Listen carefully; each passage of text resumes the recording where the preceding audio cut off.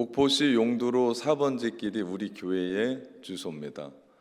우리 교회는 구도심, 좋은 말로 말하면 원도심에 위치해 있습니다. 우리 구도심은 우리 젊은 세대들이 빠져나가고 있는 곳입니다. 저희가 한국에 들어오고 나서 우리 막내를 입학시키려고 용호초등학교에 갔더니 예전에는 이 학교가 큰 학교였대요. 그리고 사람들도 많았는데 지금은 학급 수도 그렇고 학생 수도 많이 줄었더라고요. 갔더니 아주 시골 같은 정감 있는 학교였습니다. 그래서 좋았습니다. 우리 막내 서진이가 학교를 갔다 오더니 이런 말을 하는 거예요. 겨울이 시작되고 추워지는 어느 날 선생님이 아이들에게 얘들아 내일은 영하로 떨어진다 그러니까 모두가 다 두꺼운 옷을 입고 와야 된다 그랬더니 서진이 옆에 있는 아이가 남자아이가 가만히 그 얘기를 듣더니 오메 그러더래요. 이 아이가 그 얘기를 듣고 충격인 거예요.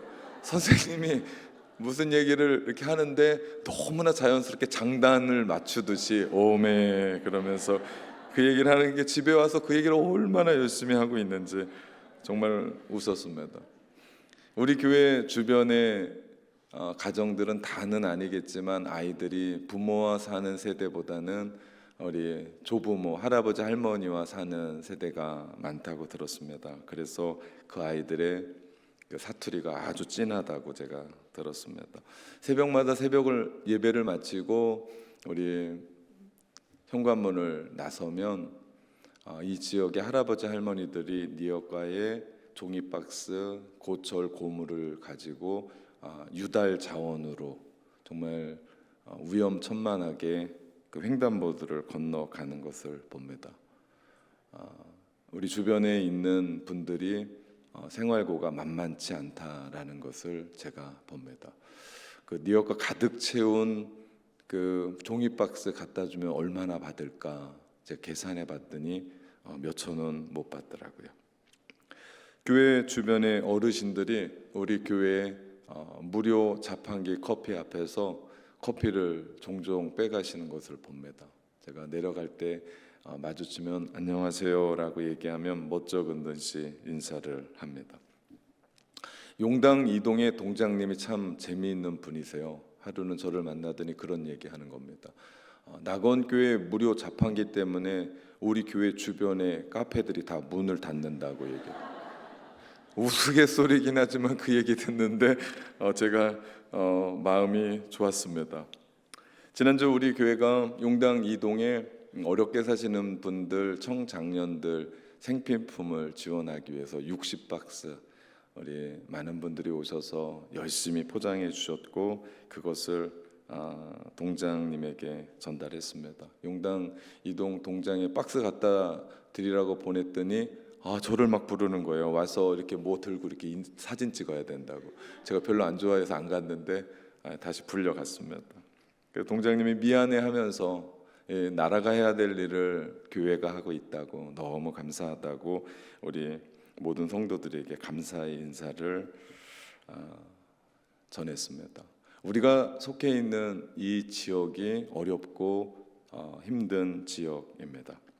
이곳에서 우리 교회는 내년 2024년 비전 센터를 건립합니다. 다른 사람들은 신도시에 가야 되는 거 아니냐, 새로운 도시로 나가야 되는 거냐 아니냐라고 말하지만 우리는 구도심의 다음 세대들을 위해서, 지역 주민들을 위해서, 그리고 우리 교회 온 세대들을 위해서 비전 센터를 건축합니다. 우리 비전 센터 조감도에서 볼 수 있듯이 1층은 카페예요. 온 세대들이 자리에 앉아서 같이 차 마시면서 귀한 교제의 시간, 대화의 시간을 가질 겁니다. 네, 조감도 아무리 보여줘도 카페라는 건 안 보여요. 괜찮습니다. 저를 보여주십시오. 네, 카페입니다. 그 지역 사회 우리 목회자들 혹은 회사원들이 모여서 함께 회의할 수 있는 장소도 마련합니다. 그리고 또한 어린 아이들 데리고 나와서 우리 젊은 세대가 함께 할 수 있는 키즈 카페를 계획하고 있습니다. 놀라운 건 제가 용당동 돌아다니면서 키즈 카페가 한 군데도 없어요. 정말 놀라운 일입니다. 이런 도시도 없다고 생각합니다.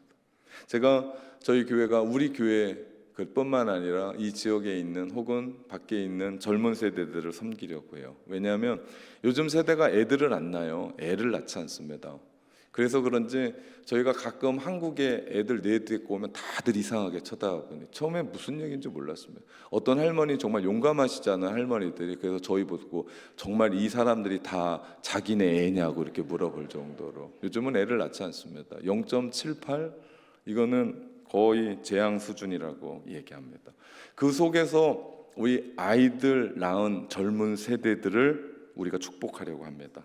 우리 여러분이 아이들 키워와서 알지만 이렇게 눈 오고 비 오는 날은요, 아이들 어디 데리고 갈 데가 없어요. 아이들은 밖에 나가자고 그러지. 그때 우리 교회가 키즈 카페 만들어 놓고 그 젊은 세대들은 차 한잔 마시고 아이들은 거기서 재밌게 놀면 좋겠다. 우리 카페가 80평이거든요. 그래서 우리 젊은 세대 3040에게 제가 이 얘기를 발표해서 키즈 카페 20평 만들겠다 그랬더니 우리 교회는요 정말 대단합니다. 그 젊은 세대들이 15장의 페이퍼를 가지고 왔어요. 키즈 카페가 20평이 되면 안 되고 30평이 돼야 될 이유에 대해서 하나하나 다 설명하고 사진까지 다 첨부하고 갖다 줬더라고요. 고민이 생겼습니다. 키즈 카페 30평 만들어야 되나라는 생각으로.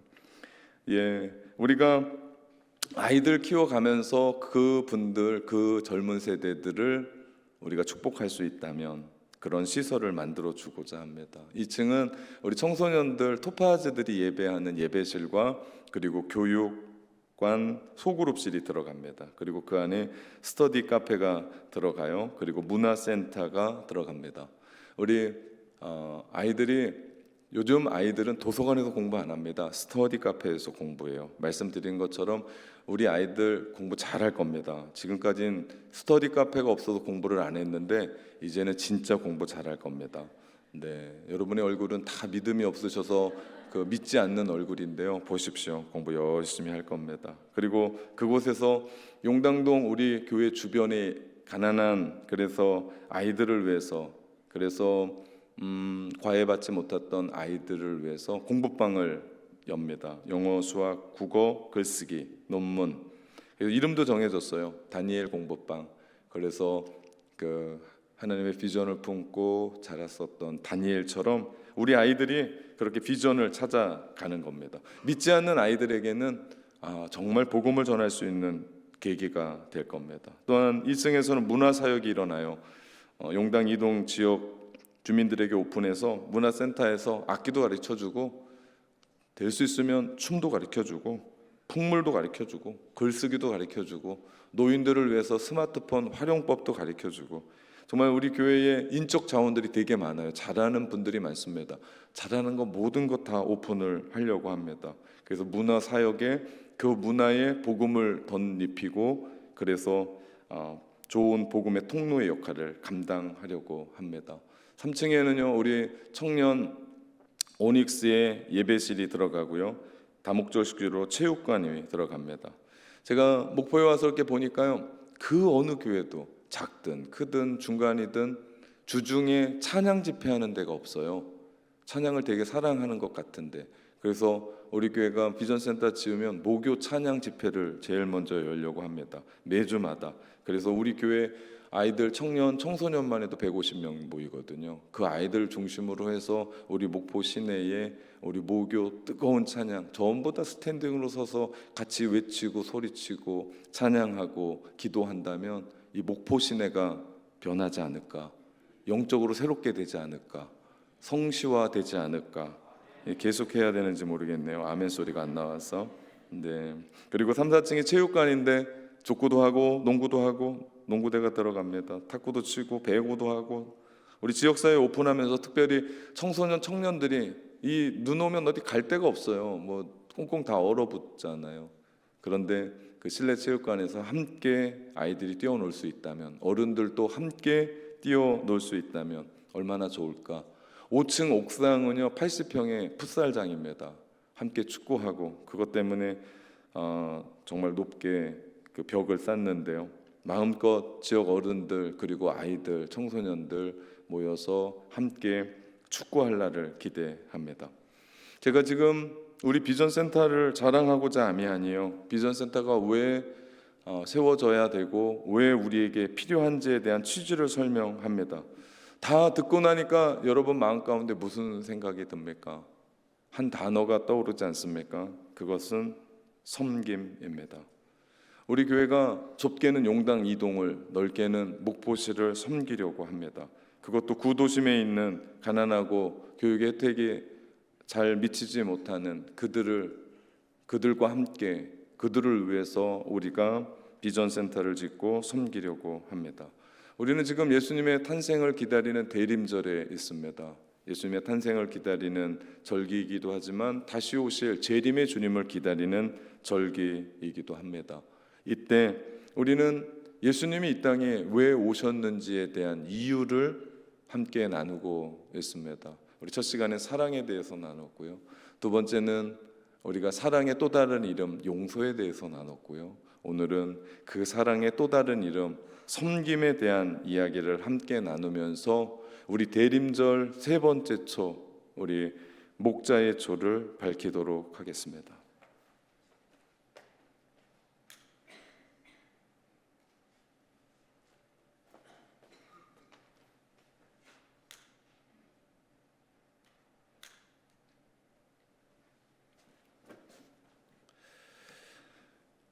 예수님이 이 땅에 오신 이유를 한마디로 요약하라면 섬김입니다.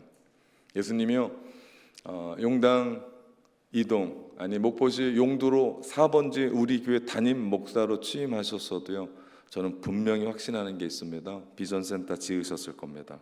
그리고 그 사랑을 실천하셨을 겁니다.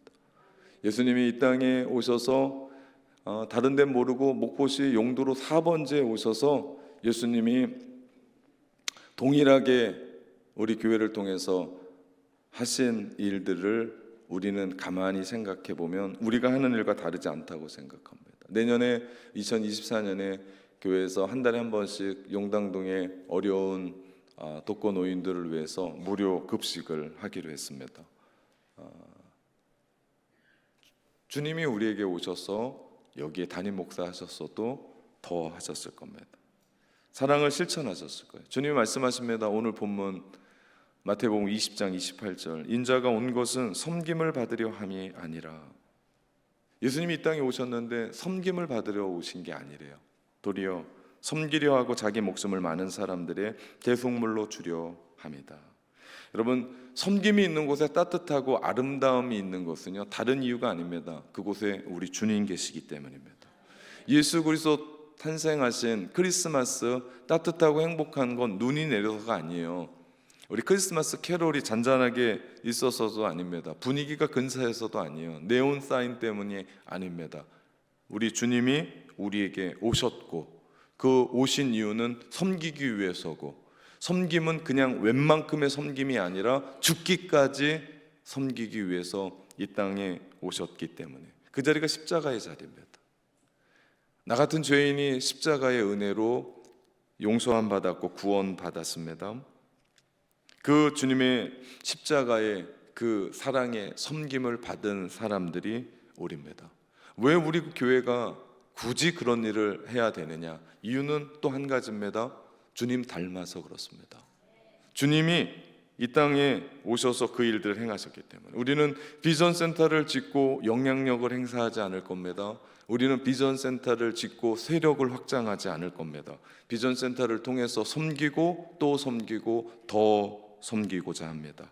그래서 비전센터를 건립하는 우리 온 성도들의 마음이 진심인 걸 제가 봐요. 우리가 지난 7월에 비전센터 선포식을 이 자리에서 함께 했습니다. 그리고요 8월 말에 우리는 비전센터 작정 헌금을 함께 했습니다. 그때 나왔던 헌금이 18억 7천입니다. 정말 대단한 헌신이 아닐 수 없어요. 이것이 섬김의 모습입니다. 그리고 지난주 저는 재정부장님으로부터 보고를 받았습니다. 비전센터 작정했을 때 작정 헌금 외에 작정 안 한 분들이 낸 헌금의 액수가 8,400만 원이 된다고 들었습니다. 놀라운 일이에요. 지금 비전센터 우리는 작정 헌금하고 나서 3개월이 지났습니다. 지금 현재 작정해서 했던 그 헌금 모두가 8억 5천만 원이 들어왔습니다. 저는 8억 5천만 원을 읽으면서 전 돈으로 읽지 않습니다. 이것이 섬김이라고 읽습니다. 비전센터에 대한 간증도 많습니다. 더 많아질 겁니다. 아니, 더 풍성해질 겁니다. 우리는 한 평 갖기 운동을 했습니다. 그 한 평이 300만 원이었습니다. 정말 어려운 중에 헌금하시는 분을 제가 압니다. 직접 모아서 한 평 값을 교회에 드렸습니다. 제가 생각할 땐 그분의 처지에서는 안 해도 됩니다. 전 뭐라고 하지 않습니다. 아니, 할 자격이 없습니다. 없는 분은 안 하셔도 됩니다. 괜찮습니다. 제가 그런 사람이 아닙니다. 근데 정말 그분은 못 하실 분이고 안 하셔도 될 분인데 한 평 값을 가지고 온 거예요. 아이들을 위해서, 주님을 위해서. 진심인 거예요. 있는 것 쪽에서 갖고 오는 것, 그것도 대단합니다. 근데 없는데 그것을 모아서 갖다 주신 분이 있었습니다. 귀한 헌신이 아닐 수 없고 섬김이 아닐 수 없습니다. 이 근래에 새벽에 비전 헌금이 올라왔는데 그 헌금들을 챙기려고, 헌금 목도가 비슷하잖아요. 이게 모았는데 포개지질 않는 거예요. 전 그런 헌금을 지금까지 20여 년 목회하면서 처음 받아본 헌금입니다. 헌금 봉투가 포개지질 않아서 안 되겠어서 재정부에다 넘겼더니 재정부의 재정부장 장로님이, 목사님, 누군가가 금을 헌금하셨습니다 라고 하는 거예요. 자신이 가지고 있는 가장 소중한 것들인 거예요. 섬김이 근사하지 않습니까? 저는 돈을 얘기하는 게 아니에요. 요즘 금값이 비싸니까 꽤 되더라고요. 돈 얘기하는 게 아닙니다. 그 마음을 들여다보니까 아이들을 위해서 만나 뵀더니 그분의 사투리로, 끝까지는 다 제가 못하겠습니다. 그들을 위해서, 제가 그것만 알아들었습니다. 뭔가를 해야 되는데 자기는 지금 가진 건 없고 있는 거 주께 드리겠습니다. 감동이었습니다. 그분 나이가 지극하십니다. 자기 자녀들은 다 컸습니다. 손자, 손녀도 다 컸습니다. 그리고 더 중요한 건 여기 살지도 않습니다. 그런데 하나님의 비전의 진심인 겁니다. 비전센터의 취지가 섬김인 것처럼 비전에 헌신하고 그 비전에 자신 역시도 그렇게 섬기는 겁니다. 제가 예수님이 오신 이유에 대해서 크리스마스 대림절을 준비하면서 세 번째 주제를 준비하는데, 제가 어디에서 예화를 따오지 않고 책에서 읽는 얘기를 여러분에게 전한 게 아니라 우리 교회가 하고 있고 우리 교회에서 일어난 일들을 설교한다라는 데 자부심이 생겼습니다. 일주일 동안 이 설교 준비하면서 묵상하면서 우리 교회 한 분 한 분의 이야기, 지금 하고 있는 그 이야기가 예수님 탄생하신 그 대림절을 기다리는 우리네의 우리 이야기를 제가 설교한다는 게 얼마나 기쁘고 뿌듯했고 행복했는지 모릅니다. 왜 그렇습니까? 이 이야기가 예수님 이야기고, 이 이야기가 예수님이 오신 이야기고, 이 이야기가 크리스마스의 이야기고, 이 이야기가 우리의 이야기이기 때문에 감동이 됐습니다. 연약한 목사 안에 그 말씀을 묵상하면서, 사실은 다른 설교문이 더 많았거든요. 그거 다 버리고 이 말씀으로 채웠더니 얼마나 훈훈하고 감사했는지 모릅니다. 주님은 이 땅에 섬기러 오셨습니다. 그래서 죽기까지 섬긴 겁니다. 사실 이런 일은 하루아침에 생긴 게 아니에요. 전통과 역사가 있다고 되는 일도 아닙니다. 사람이 많다고 되는 일도 아닙니다.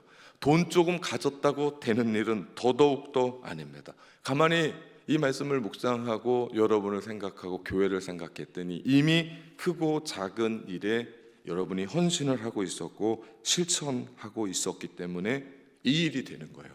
그리고 주님이 다시 오는 그것이 눈 내리는 것보다 더 가슴 뛰고, 사람들 만나는 것보다 더 가슴 뛰고, 들리는 캐롤보다도 더 가슴이 뛰는 이유가 이미 주님이 우리를 그 섬김으로 준비시켜 주셨기 때문인 줄 믿습니다. 당회는 당회답게, 목회실은 목회실답게, 권사님, 안수 집사님들은 임직자답게, 기도팀은 기도팀답게 역할을 잘해주고 있어요.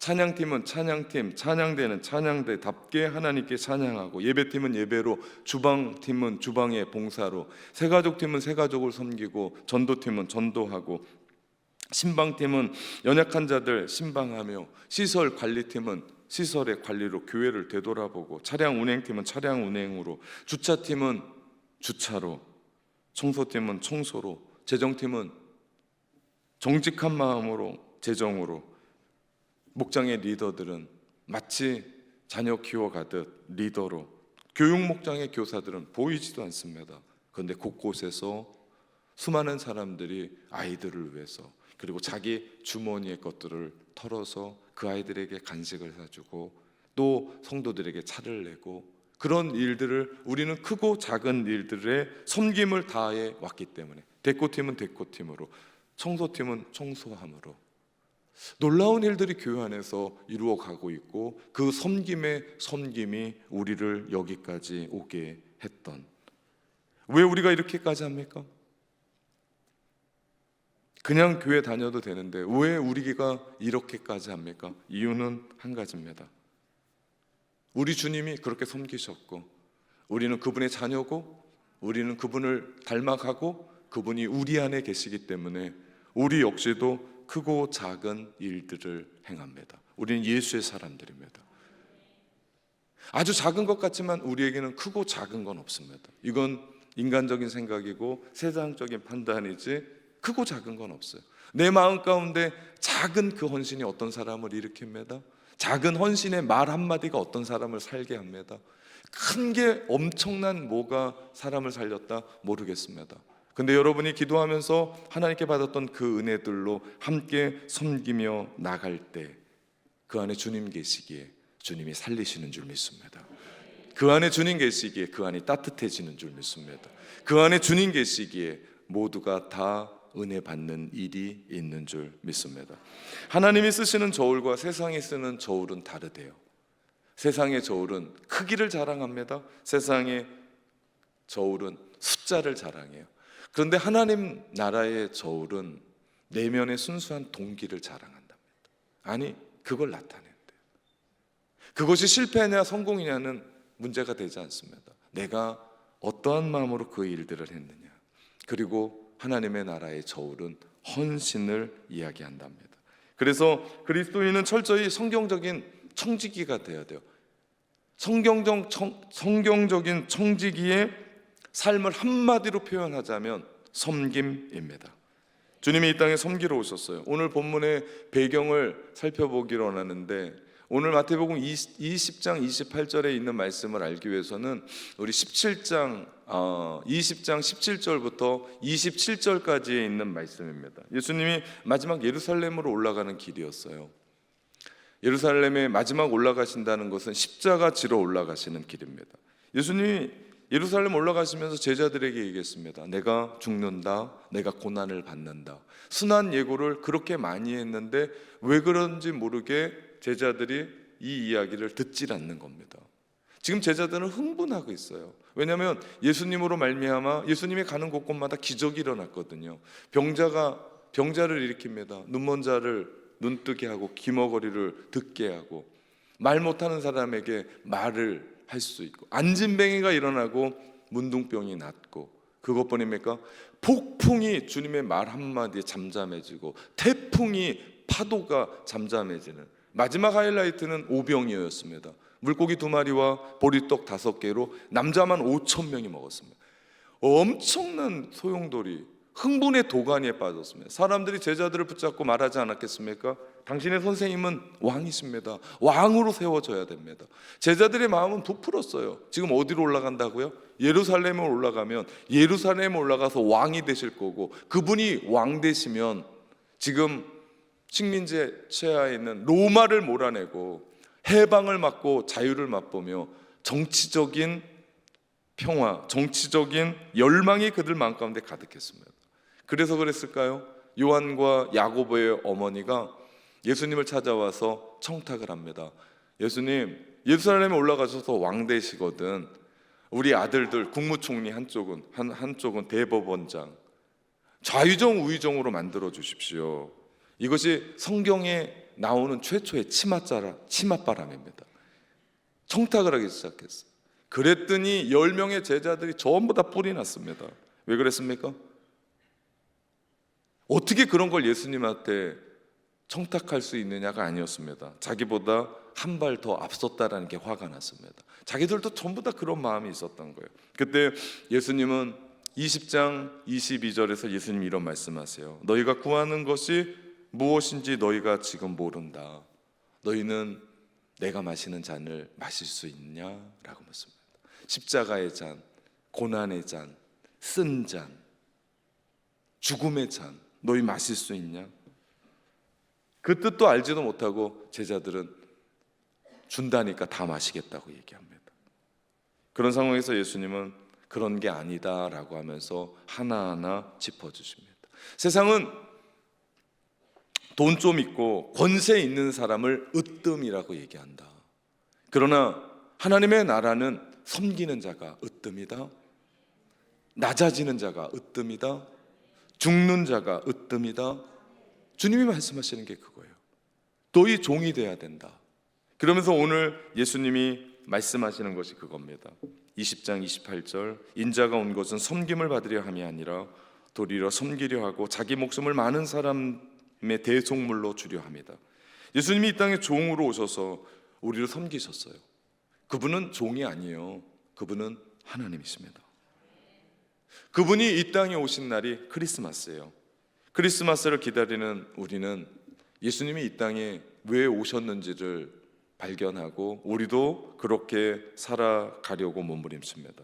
우리도 주님을 따라가고자 하며 주님이 우리에게 종으로 오셔서 섬겨주셨던 것처럼 웬만한 섬김이 아닙니다. 그냥 그만큼의 어떤 섬김이 아니요, 종으로 내려가셔서 죽기까지 우리를 위해 섬기셨습니다. 주님이 우리 가운데 말씀하시는 거예요. 종으로 내려가서 내 자신 부인하고 내 십자가 지고 너도 그렇게 섬겨야 된다. 그럴 때만 세상이 아름답고요, 가정이 아름답고요, 교회가 아름답고 내가 속해 있는 공동체는 아름답게 되는 줄 믿습니다. 거기가 교회예요. 그리고 거기에 속한 사람들이 성도입니다. 여러분, 한 나라가 완전히 변할 수는 없습니다. 한 나라가 완전히 뒤집어질 수 없어요. 목포시 전체가 뒤집어질 수는 없습니다. 우리 교회가 잘 모르겠습니다. 그런데 한 가지 가능하고 확실한 게 있습니다. 그게 뭔지 아십니까? 나라고 하는 한 사람이 하나님의 말씀으로 온전히 변할 수 있다는 거죠. 내가 변하게 될 때, 다시 말하면 주님이 이 땅에 오셔서 섬김의 일을 다 하셨던 것처럼, 죽기까지 섬겼던 것처럼 우리가 누군가에게 그런 섬김의 삶을 사는 거예요. 죽기까지요. 나의 자존심이 죽어야 돼요. 내가 지금까지 살아왔었던 그 삶의 이야기가 죽어야 돼요. 그냥 그대로는 안 돼요. 왜냐하면 지금까지는 모두가 다 내 거로만 취했거든요. 내가 다 가져야 되거든요. 그런데 이 섬김 하려면요, 내 것을 내려놔야 됩니다. 풀어놔줘야 돼요. 내가 죽어야 돼요. 그러지 않으면 할 수가 없습니다. 이번 대림절에 우리 성도 한 분 한 분들이 섬김을 실천했으면 좋겠습니다. 저도 섬김을 계획하고 있습니다. 희생해야 돼요.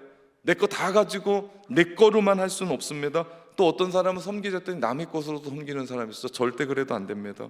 기도하면서 정말 내가 섬겨야 될 한 대상을 생각해서 조그만 성탄 카드를 주면 어떨까요? 읽을 수 있는 좋은 책 하나를 선물하면 어떨까요? 맛있는 쿠키를 하나 선물하면 어떨까요? 추울 것 같은데 목도리를 하나 선물하면 어떨까요?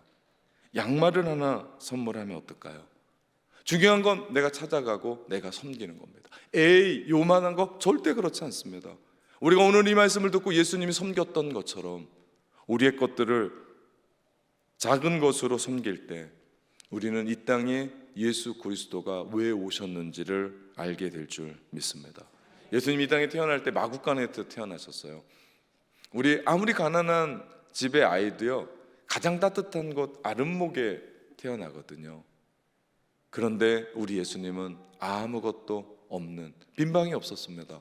마구간에 그 말구유에 태어나셨습니다.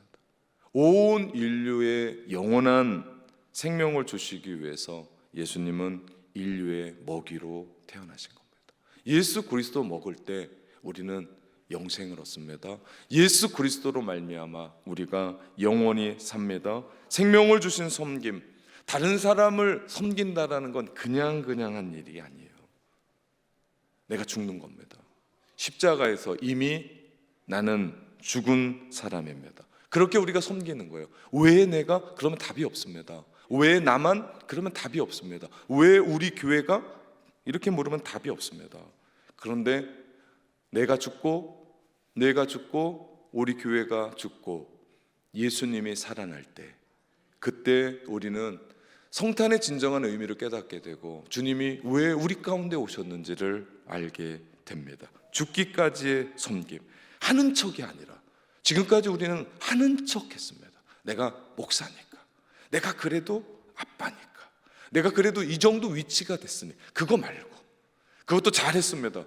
안 하는 사람보다 낫습니다. 그런데요, 이제는 주님이 우리를 위해 죽기까지 섬기셨던 것처럼, 그 은혜 받고 내가 구원받은 사람이라면, 내가 그 주님 닮아가는 사람이라면, 그리고 그 예수가 내 안에 있다면 우리 역시도 그 섬김으로 행동해야 맞습니다. 예수님이 하나님의 뜻을 따라 이 땅에 오셔서 많은 사람들을 위해 죽으셨고 섬기고 봉사하셨습니다. 우리 12월 얼마 안 됐습니다. 한 리서치 기관에서 결과가 하나 나왔는데요, 여러분에게 소개해 드리려고요. 21세기 교회 연구소 목회 데이터 연구소에서 평신도들의 신앙의 욕구 조사를 했어요. 많은 것들이 있었는데 그 중에 하나, 목회자들에게 평신도가 바라는 1순위가 팬데믹 지나기 전에는 달랐습니다. 여러분이 저에게 원하는 가장 1순위가 예전엔 달랐어요. 근데 팬데믹 지나고 나서 우리 성도들이 가장 많은 부분으로 목회자에게 원하는 게 뭔지 아십니까? 무려 76% 압도적인 지지를 받았습니다. 그것이 바로 섬김입니다. 저로 말하면 설교 잘하는 최요한 목사보다 친절한 요한 씨를 원하는 거예요. 요즘 시대가 변했습니다. 근데 반대로 목사님들한테 설문조사를 했거든요. 목사로서 가장 원하는 게 뭐냐 그랬더니 뭐가 나왔게요? 압도적인 80몇 프로로 설교가가 나왔습니다. 그렇게 달랐습니다. 하버드 대학 교수였던 헨리 나우에는 1985년 나루시라는 정신지체아들의 수양회에 참석하게 되었고, 거기서 그는 사흘간 아무 말도 없이 정신지체 장애자들을 섬기는 일을 했습니다. 말없이 행동만으로 그들을 돌보는 수양회에 헨리 나우엔의 인생이 송두리째 변해버립니다. 그는 거기서 그리스도의 참 사랑을 발견하게 되었고 주님의 부르심을 깨닫고, 그는 하버드 대학 교수직을 내려놓고 캐나다 토론토에 있는 데이 브레이크 커뮤니티라는 정신지체 아이들을 돌보는 단체의 책임자로 일하게 됩니다. 그 단체는 6명의 정신지체아들이 있었고 그 6명의 아이들을 돌보기 위해서 하버드 대학교의 교수직을 포기한 겁니다. 1985년부터 1996년 9월 21일 세상을 떠나기 직전까지 그는 6명의 아이들을 돌봤습니다. 세상을 떠나기 전에 그가 이런 말을 합니다. 나는 내 사랑하는 우리의 이웃을 통해서 우리 주님 그리스도를 새롭게 경험했다. 나는 참 행복했다. 참 행복했다. 우리도 이번 주님의 탄생을 기다리는 대림절에 이런 행복을 가슴에 새겼으면 합니다. 사랑하는 여러분, 이제 우리가 행복해져야 할 차례입니다. 기도하겠습니다.